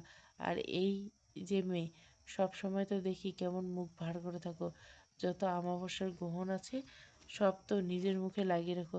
স্বামীর সামনে সবসময় হাসি খুশি থাকতে হয় আর সেজেগুজে। তোমার তো এসবের বালাই নেই। আগে দাদুভাই রাতে কফি খেত, কড়া করে বানাবা, তা আজ তুমি নিজের বানিয়ে নিয়ে দেবা। আগের মতো হোক, ওসব ছাইপাশ গেলের অভ্যাস বাদ ছাদ দিয়ে সুন্দর করে বাঁচতে শিখুক আর হেন তেন বলতে থেকে। তনুজা কথা মতো কফি বানিয়ে আনে। রেলিংয়ে ঠেস দিয়ে দাঁড়িয়ে ইভান। তনুজা খানিকটা দূরতে দাঁড়িয়ে হালকা কেশে নিজের উপস্থিতি জানান দেয়। পরপর কাছে গিয়ে কফির মগ বাড়ি বলে আপনার কফি। ইভান কিছু না বলে তনুজার মুখের দিকে তাকিয়ে রয়। তনুজা অপ্রস্তুত হয়, ঢোক গিলে দিদুন পাঠিয়েছে। তনুজার মুখটাও নিশ্চিত রোবটের মতো শেষোক্ত কথাটা ইভানের কাছে ভালো লাগলো না। ইভানের অবচেতন মন কেন জানি না শেষোক্ত কথাটাই বিরক্ত। প্রথমে তনুজা কফি হাতে দেখে একটু অবাক হলো। শীতল বাতাসের ছোঁয়ার মতো মনের কোণে শীতলতা অনুভব করলো। ইভান হাতটা বাড়িয়ে কফির মগ ধরতে গিয়ে তনুজার আঙ্গুলে ছোঁয়া লাগে। ইভান পরপর কফির মগে চুমুক বসায়। তনুজা রুমের দিকে অগ্রসর হয়। এমন সময় ঠান্ডা গড়ার সরাসে রোজ রোজ তোমায় কোলে তুলে আমার হাত দুটো ব্যথা হয়ে গেছে, তাই বলছি সোজা বিছানায় শুয়ে পড়বে। তনুজার দুই গাল লজ্জায় লাল হয়ে আসলো। কান দিয়ে উষ্ণ ধোঁয়া বেরোচ্ছে। সে কি ইচ্ছে করে এমন করছে নাকি? জাগতে গিয়ে তো কাল চেয়ারে ঘুমিয়ে পড়েছিল। তনুজা লম্বা পা ফেলে রুমে চলে যায়। ইভান ছোট্ট করে কফির মগে চুমুক দিয়ে আশেপাশে তাকায়।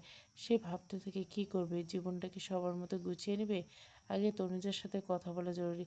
মেয়েটা আসলে লাজুক নাকি ভেতরে রহস্য আছে। মেয়ে মানুষকে বিশ্বাস করতে ইভানের বড্ড বেশি ভয়ে। আর যদি সে ঠকে যায়, যেভাবে চলেছে দুজনের মতো করে দায়িত্ববোধ আর লোক দেখানো সব, দুজনে কারোই টান মোহাব্বত নেই। যা হচ্ছে তা নামমাত্র বিয়ের দায়িত্ব। ইদানিং মেয়েটা তাকে আকর্ষিত করে, তবে ঠকে যাওয়া, প্রতারিত হওয়া ভয়ে আড়ষ্ট হয়ে হৃদয় বাঁধা হয়ে দাঁড়ায়। মেয়ে জাতিকে বিশ্বাস করা মানে চরম ভুল। এই ভুল কি একটিবারও করবেই পার? উত্তর প্রস্তুত করতে পারছে না, বড় বেশি দ্বিধা আর দ্বন্দ্বে ভুগছে। দোনমনে আছে সে। রাত 1টা বাজতে চলছে, মাত্র বাড়ি ফিরছে দিব্য। মা ফোনের পর ফোন দিয়ে অতিষ্ঠ করে তুলছে। অবশেষে বাধ্য হয়ে কেবল আসলো সে। ডিনারের কথা বলতে, সোজা খাবে না ক্ষুধা নেই বলে দেয়। দিব্য বিছানায় বসে মাথা নিচু করেছে। পাশে শিরিন কান্না ভেজা চোখ নিয়ে বসে আছে। ছেলের মলিন মুখটা দেখে ভেতরটা হু করে উঠে। গিলে নেওয়া শত চেষ্টা করে ব্যর্থ সে। দু চোখ বেয়ে ঝরঝরিয়ে অশ্রু গড়িয়ে পড়ছে। আচমকা দিব্য মায়ের কোলের উপর মাথা রেখে শুয়ে পড়ল। দু হাতে কোমরে জড়িয়ে পেটে মুখ গুজে বলল, মামাম একটু আদর করবে? আমার না ভীষণ কষ্ট হচ্ছে, আমায় একটু আদর করতে পারবে মামাম? ইস, ছেলেটা আজ এইভাবে বলছে, ওর ভেতরে কতই না কষ্ট। শিরিন ভেতরটা মুষলে উঠল, দাঁত দিয়ে ঠোঁট কামড়ে নিঃশব্দে কেঁদে উঠল। হাতটা ছেলেটার চুলের ভাঁজে চলে যায়, মুখে কিছু বলতে পারল না। কিছু সময় নীরবে কাটে, অতঃপর দিব্য বলে, মাম্মাম তোমার ছেলে খুব খারাপ, খুব খারাপ। তার দ্বারা ভালো কিছু হয়নি। সে যা করেছে বরং রং ছিল, কোনোদিন ভালো কিছু করেনি। তোমার ছেলে বদমেজাজি, রাগী, তারপর বাজে চরিত্রে, তাই খুব বেশি খারাপ, তাই না মাম্মাম? শিরিন সুলতানা নাক টেনে বলল। দিব্যর চুলের থেকে হাতটা সরিয়ে দু হাতে ছেলের মুখটা উঁচু করে ধরল, কপালে সারা মুখে চুমু খেলো। মোটেও না, আমার ছেলে খারাপ না, আমার ছেলে আমার কাছে বেস্ট। আমার সোনা বাচ্চা, আমার আদরের মানিক। আমার বাচ্চা তো খুব ছোট, কতটুকুই তার বুদ্ধি। এই বয়সে একটু একটু ভুল করলেও অতটা খারাপ হয়ে যায়নি। তার রাগ জেদে আমি কখনোই বিরক্ত হই না। এই যে এখন তুমি কেমন চুপচাপ মিয়ে আছো, এভাবে তোমাকে মানাচ্ছে না। তুমি রাখবে, জেদ করবে, তাতেই আমার কাছে তোমায় মানে। আমার সোনা বাচ্চাটা, তুমি সবটা ভুলে যাও, নতুন করে শুরু করো, দেখবে সব ঠিক হয়ে যাবে। মামা, প্রাকৃতিক বিচার কথাটা মিথ্যে নয়। দিব্য সোনা, আমার তুমি খুব স্ট্রং, তাহলে আজ কেন এভাবে বলছো? আর তুমি এমন কোনো বড় অন্যায় করনি। তুমি না জেনে হয়তো ইভানের উপকার করছো, তিশা কখনোই ইভানের বউ হওয়ার যোগ্য না। দিব্য থামিয়ে দিয়ে বলল, মাম্মাম, আমার পাসপোর্ট তো তোমার কাছে, কালকে সেগুলো আমাকে দিয়ে দিও। পাসপোর্টের কথা শুনে বুকের ভেতরটা ধক করে ওঠে শিরিন। তবে কি দিব্য বাইরে চলে যাওয়ার ডিসিশন নিয়েছে? রৌদ্রোজ্জ্বল ঝলমলে দিন, নতুন সকাল থেকে কিচেনে রান্না করতে ব্যস্ত তনুজা। নতুন বউ এখনো ঠিক করেনি। ওদিকে শিরিন সুলতানের মাথাটা ধরেছে, তাই এখনো নিচে আসেনি। আজ সকালে কাজে ত্রস্ত হাতে একাই একাই করছে তনুজা। এতটুকু দম ফেলার ফুরসত মিলছে না তার। টেবিলে নাস্তাগুলো এক এক করে সাজানো সময় তামান্না এসে চেয়ার টেনে বসলো। কপাল কুঁচকে ঠোঁট বাঁকিয়ে বলল, আজ এত বেলা হয়েছে তা কেউ ডাইনিংয়ে এখনো আসছে না? আর এসেই বা কী করবে? এখনো তো ব্রেকফাস্ট তৈরি নেই। তা কি এত রান্না করলে গো এত সকালবেলা? একা হাতে সব কিছু করতে যে ঢের সময় লাগে, যে নিজে রান্না করে তা কেবল সেই জানে। শুয়ে বসে শরীর না নাড়িয়ে চলা মানুষ তা কী করে জানবে আর বুঝবে? তনুজার জায়গায় অন্য কেউ হলে এইভাবে বলতে দুবারও ভাবত না। কিন্তু তনুজার ধাতে নেই কারোর সাথে রুট আচরণ করা। তাই তো স্বভাবসুলভ নম্র স্বরে প্রত্যুত্তর করলো, সরি ফুপি, একটু লেট হয়ে গেল। পরোটা, আলুর দম আর কালা ভুনা, এই সবজি। সামনে পরোটার প্লেট থেকে একটা পরোটা উঁচুতে তুলে নাক সিটকে তনুজার দিকে তাকালো তামান্না। রুট গলায় চেঁচিয়ে বলল, পরোটা? আমার রুটি কই? পরোটা বানিয়েছো ঠিক করেছো, তবে জানো না আমি তেলে ভাজা পরোটা খাই না? আমার জন্য তেল ছাড়া সেঁকে দিতে পারতে। তেলে চুপচুপ করছে সবগুলো। এখন আমি কি ব্রেকফাস্ট করবো শুনি? ছোট্ট একটা দীর্ঘশ্বাস বেড়ে তনুজার বুক ছেড়ে পরপর বলে ওঠে, আপনার জন্য রুটি করছি, কিচেনে আছে, আনছি। এই বলে কিচেনে পা বাড়ায় তনুজা। এমন সময় নজরে আসে গায়ে আটসাট পিট রঙের হাতা শার্ট, হাতের অস্তিন কনুই অবধি গোটাতে গোটাতে এদিকে সিঁড়ি বেয়ে ভেঙে নামছে ইভান। ইভানের মুখভাব বড্ড শান্ত, ধূসর চোখ জোড়া স্থির। সেদিকে এর কথা মনে পড়তে তনুজা চমকায়, অপ্রস্তুত হয়। সবটা শুনে থাকলেও সেদিনের ন্যায় ফুপি তাড়া করে কিছু বলে ওঠে ইভান। এই নিয়ে তনুজার ভেতরে আতঙ্কের সৃষ্টি হয়। পরপর নজর সরিয়ে তনুজা কিচেনের দিকে পা বাড়ায়। ইভান চেয়ার টেনে বসে। এক এক করে নূরজাহান বেগম, তারপর দিব্যর বাবা শাহরিয়ার মির্জা হাসির। ইভান প্রথমে কথা দিলেন, দিদুন শুধু রান্নার জন্য দুটো বুয়া রাখবে, তুমি না পেলে আমায় বলবে, আমি আজকের মধ্যে ঠিক করব। নূরজাহান বলে, একটা তো ধোয়া মোছার জন্যই আছে, আর রান্নার কাজে সাহায্যের জন্য আরও দুটো দিয়ে কী হবে দাদুভাই? বাড়ির বউ আছে, কালকে ওটাকে বিদায় দিয়েছি, আরেকটা ধীর স্থিরভাবে দেখে শুনে ঠিক করব। তনুজার কলেজ আছে, তারপর আজকে সবসময় অহেতুক অর্ডার করা মানে তার উপর জুলুম। যারা নিজে কিছু না করে অর্ডার করে তাদের জন্য হলে দরকার আছে। আচ্ছা তোমাকে দেখতে হবে না, আমি আজকে নিজেই আজকে দুজনকে ঠিক করে পাঠিয়ে দেবো। নূরজাহান ঢের বিরক্ত হয়, তবে আর কথা বাড়ালেন না। তামান্নার মুখটা থমথম হয়ে যায়, ভেতরে ভেতরে রাগে হিসিসি করে। ভাইপো ইনডিরেক্টলি বলল তার বউয়ের উপর অহেতুক অর্ডার করে সে।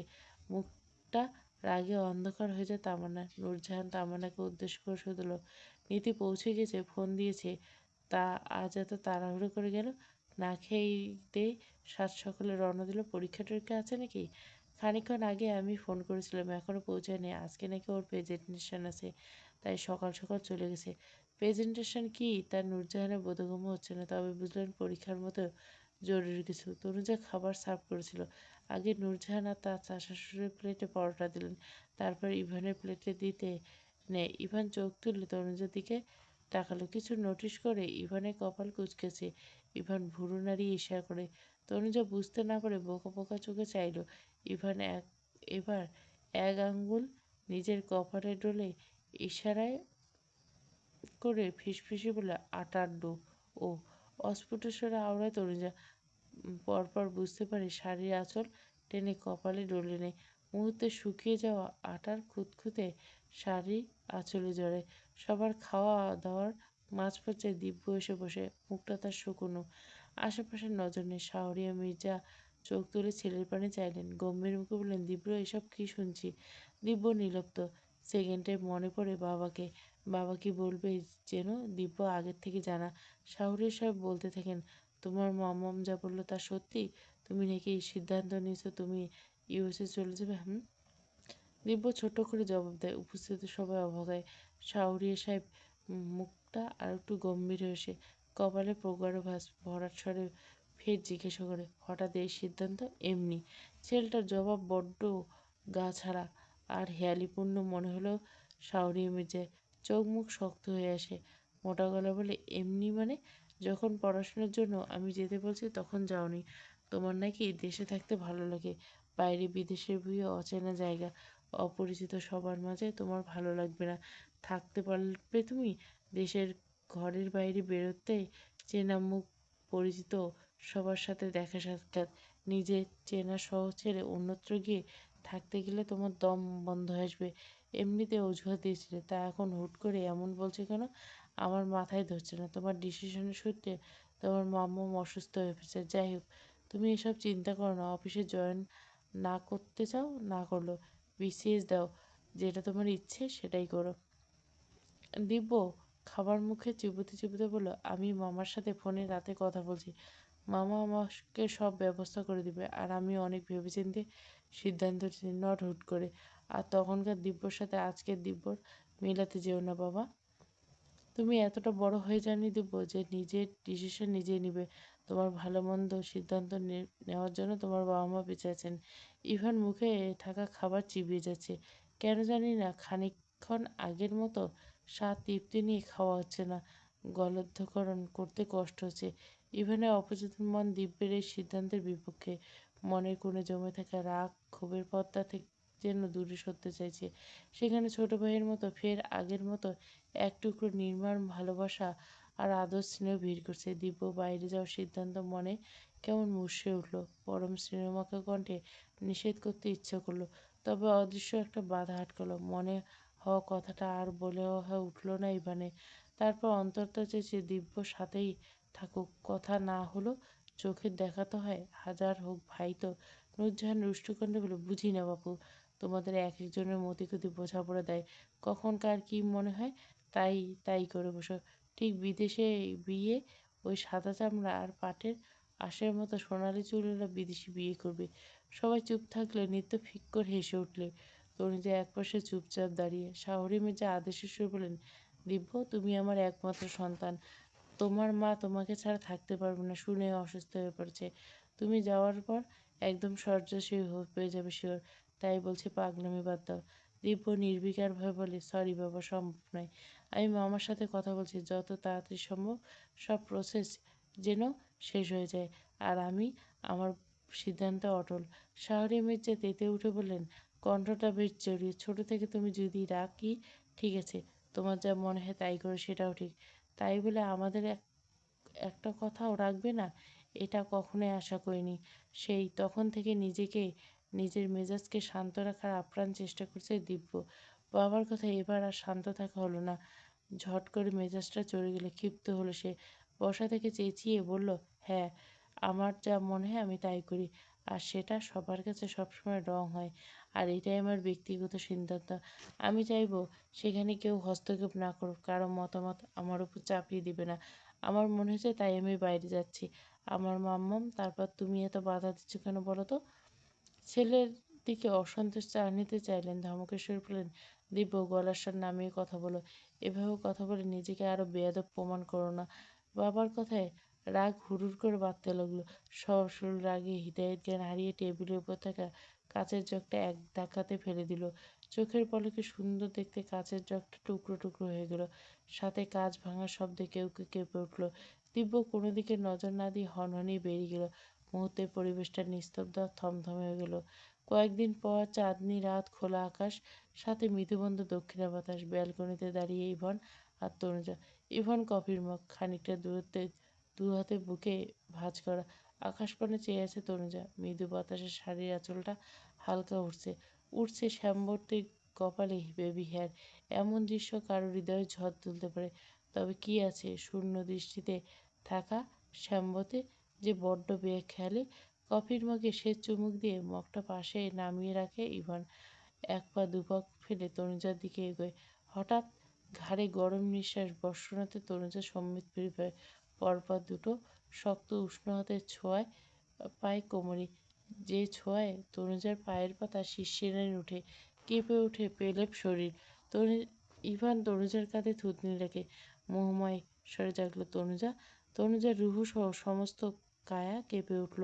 সে আদুরে মোহময় ডাকে হৃৎপিণ্ড ছড়াৎ করে ওঠে। গলাটা চোত্রে খাবারের ন্যায় শুকিয়ে গেছে। জিভ দিয়ে ঢোক গিলে গলা ভিজিয়ে নেয় তনুজা। অস্ফুট স্বরে বলে, হুম। ইভান এক হাতে তনুজাকে নিজের দিকে ঘুরিয়ে নেয়। পরপর পুরুষালী শক্ত রুক্ষ দুটো হাতে তনুজার পিঠে জড়িয়ে। ইভানের উষ্ণ নিঃশ্বাস তনুজার চোখে মুখে আশ্রে পড়ছে। ইভানের গভীর নজর জোড়া তনুজার ভীতু মায়াবী মুখবিবরে চেয়ে রইল নিমেষে। তনুজা ও চোখে বেশিক্ষণ চেয়ে থাকতে পারল না। ও চোখ দুটোতে কেমন অদ্ভুত ঠেকেছে। ও চোখ দুটোতে নজর রাখতে বুকের ভেতরটা এফোড় ওফোড় হয়ে যাচ্ছে। তনুজা যেন ওই গভীর নজরজোড়া বিলীন হয়ে যাচ্ছে। পরপর দৃষ্টি নামিয়ে নেয় তনুজা। ইভান তনুজার কপালে কপাল ঠেকায়। সব ভয় যে বলে ওঠে, আমার এখন মনে হচ্ছে আসলে প্রণয় শুরু হতে হয় বিয়ের মাধ্যমে। যে বাঁধনটা দৃঢ় শক্ত মজবুত হয়, সেখানে প্রতিটা মুহূর্ত থাকে হালাল পবিত্র। দুজন দুজনের দিকে তাকানো থাকে নাকি। দিন যায় বাড়ে একে অপরের প্রতি ভালোবাসা মহব্বত। তনুজার নিঃশ্বাস ক্রমশ বাড়ছে, সাথে বাড়ছে অজানা আতঙ্ক ভয়। ইভান সোজা হয়ে দাঁড়ায়। ইভানের হাত দুটো আস্তে আস্তে তনুজার মসৃণ কোমরে নামে। একটু থেমে পূর্ণ দৃষ্টিতে তনুজার দিকে চেয়ে আওড়ে, তনুজা, তুমি আমার অতীত সম্পর্কে অবগত। আমার ব্যাপারে সবটা জেনে বুঝে আমাদের এই সম্পর্কটা একটা সুন্দর সূচনা করবে। আমি জানি তুমি সদ্য ফুল ফোটার ন্যায় পবিত্র। সেখানে আমার অতীত তোমার মতো অত সুন্দর নয়। আমার অতীতে এক বিশ্বাসঘাতকিনী ছিল। তবে তুমি এতটুকু বিশ্বাস রাখো তোমার বরের উপর রাখতে পারো, সে তোমার হক হয়নি। তনুজা, তোমার কাছে আমার একটা ছোট্ট রিকোয়েস্ট, প্লিজ আমাকে কখনো ঠকিও না।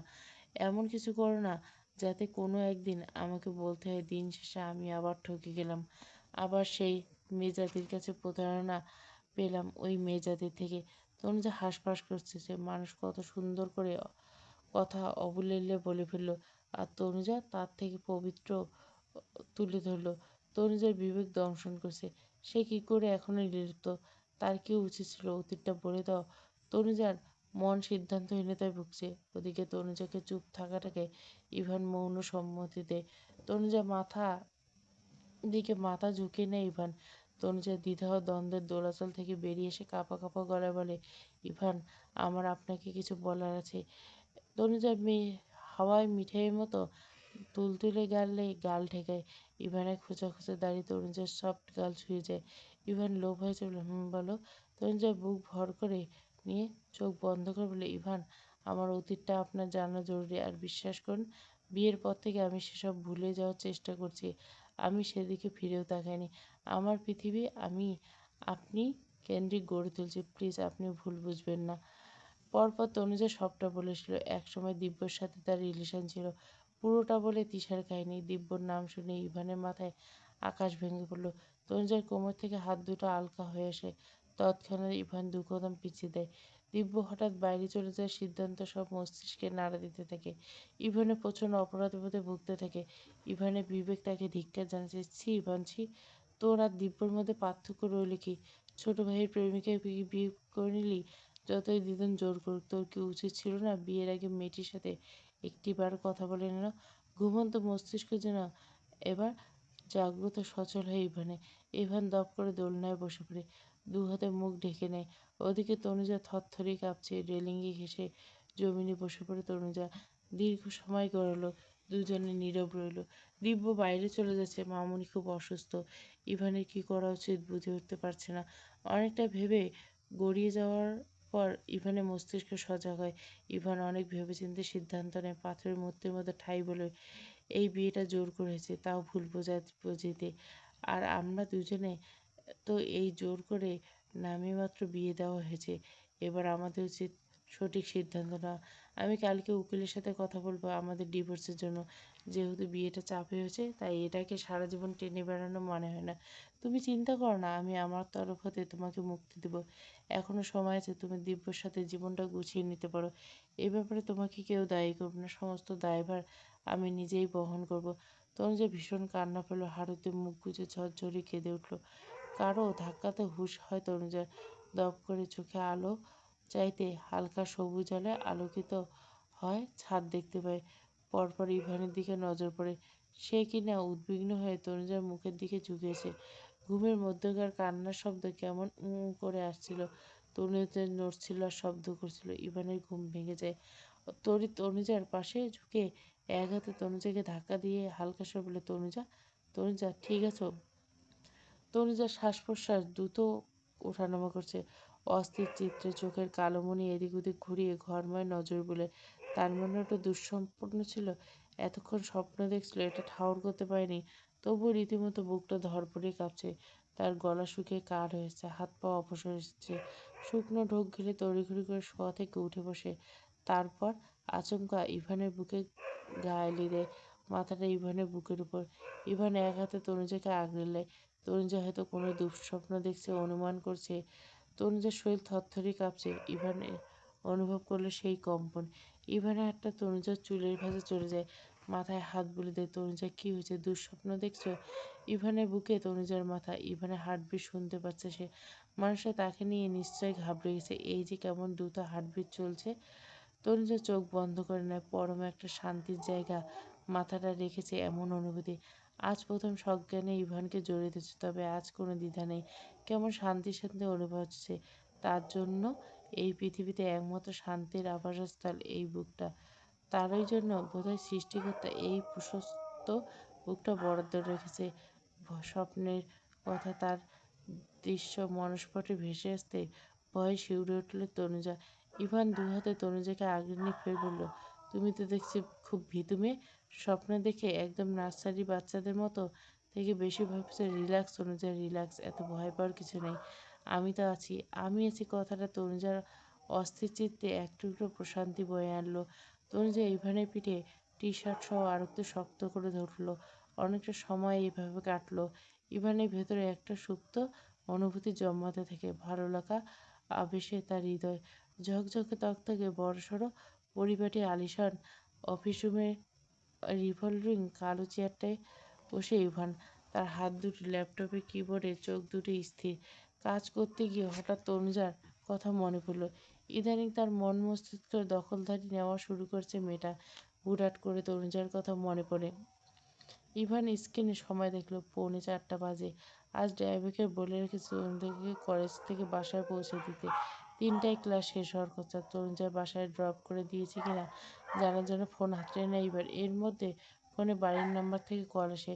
বাড়ি থেকে এই সময় হঠাৎ কল ভাবতে ফোনটা রিসিভ করে ইভান। ওপাশ থেকে নিত্যর গলা শুনে উদ্বিগ্ন হয়। সেকেন্ডে চোখে মুখে চিন্তার ভাব, কণ্ঠে ঝড় পড়ে সমস্ত উদ্বেগ, উদ্বিগ্নতা। তনুজা, কি হয়েছে তনুজার? প্রণয়ের বাঁধন পর্ব 4। পুরো গল্পটা প্লেলিস্টে। গল্পটা বেশি ভিউ নেই, কি করব বলেন তো? কন্টিনিউ দিব?